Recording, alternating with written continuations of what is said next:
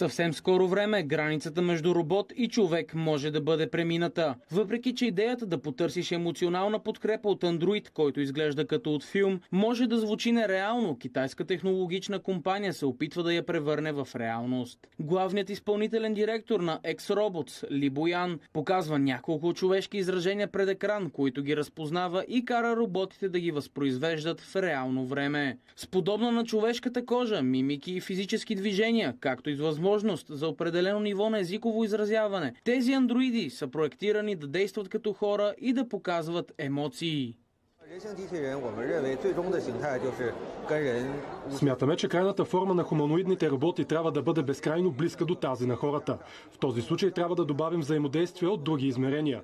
В сравнение с други интелигентни устройства, нашите имат допълнително възможности за изразяване. Изложените роботи са сред най-популярните на ежегодната световна конференция за роботика в Пекин. Благодарение на изкуствения интелект и езиковите модели, машините могат да взаимодействат с хората по естествен начин, като генерират съответните изражения на лицето. Сега можем прецизно да контролираме дебелината на кожата и можем да я направим много по-тънка. В същото време тя е комбинирана с механичната структура, така че когато вътрешната структура се движи, кожата отвън може да прави съответните промени. Ли смята, че роботите са предназначени да задоволяват емоционалните нужди на хората в едно бързо развиващо се и застаряващо общество. Той предполага, че те дори биха могли да заменят човешките взаимоотношения. Световната конференция за роботика продължава до 22 август.